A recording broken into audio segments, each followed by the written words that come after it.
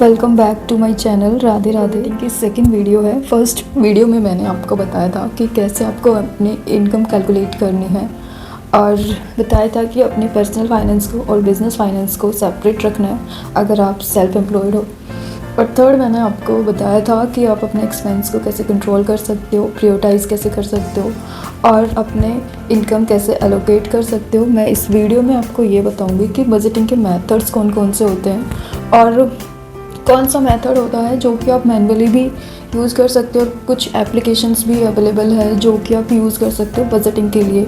अगर आपके budget manually आपके लिए पॉसिबल नहीं है तो आप एप्लीकेशंस भी यूज़ कर सकते हो ताकि आप इजीली अपने स्पेंडिंग को ट्रैक कर सको, इनकम को चेक कर सको और अपने बैंक अकाउंट स्टेटमेंट भी मैंने आपको चेक करने की एडवाइस किया था। आप सर्कल चेक कर सकते हो, 15 डेज़ में आप चेक कर सकते हो या फिर आप 1 मंथली आप चेक कर सकते हो according to your transactions. Okay, so अभी मैं आपसे डिस्कस करूँगी कि कौन से मेथड्स आप यूज़ कर सकते हो बजटिंग में।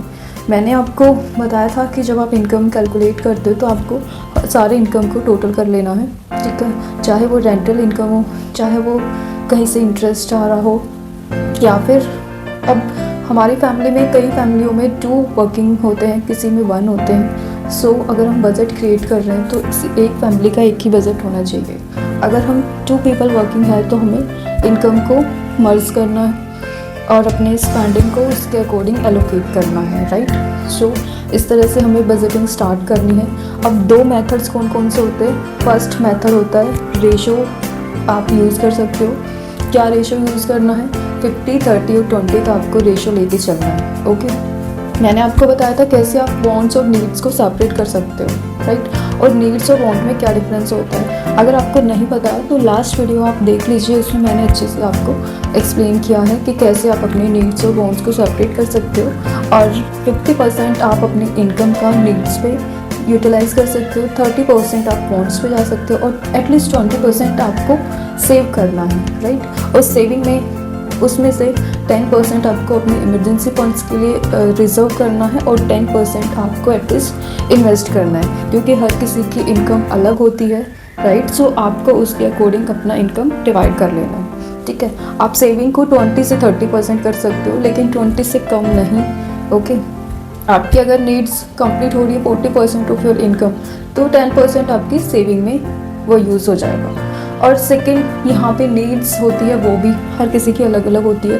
अगर हमारी फैमिली में 4 मेंबर है, 3 मेंबर है तो उसके अकॉर्डिंग नीड्स हमारी इंक्रीज़ या डिक्रीज़ हो जाती है। सो उसके अकॉर्डिंग हम अपने रेशोज़ को यूज़ कर सकते हैं। सेकंड, बजटिंग का जो मेथड होता है वो ज़ीरो बैलेंसिंग बजट मेथड होता है। इसमें क्या होता है कि आप अपने इनकम को और एक्सपेंसेस को सेपरेट रखोगे और जैसे आपको जब आपकी इनकम आपके एक्सपेंसेस से ज़्यादा हो जाती है तो उसका मतलब है कि आपका जो भी माइनस करते हो, अगर आप इनकम में से एक्सपेंसेस माइनस करते हो, जो बचता है वो क्या होगी, आपकी सेविंग होगी।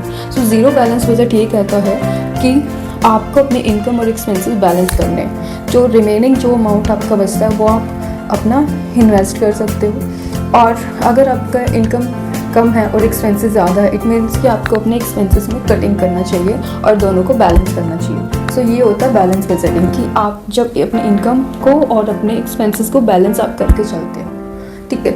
सो ये 2 मेथड होते हैं जो सबसे ज़्यादा यूज़ होते हैं बजटिंग के। और इन्हीं मेथड को आप अपने या तो आप मैनुअली करो तो अपने फ़ोन का यूज़ कर सकते हो या फिर आप एक डायरी यूज़ कर सकते हो और हर छोटे छोटे एक्सपेंसेस वहाँ आपको रिकॉर्ड करने हैं। Thank you watching for this video. See you in the next video and channel को शेयर कीजिए, सब्सक्राइब कीजिए और न्यू चीज़ें यहाँ पे आपको सीखने को मिलेगी। और अगर आप ये इम्प्लीमेंट करते हो तो डेफिनेटली आपको बहुत अच्छे रिजल्ट्स मिलेंगे। कमेंट करके ज़रूर बताइएगा कि कैसे लगी आपको वीडियो। Thank you.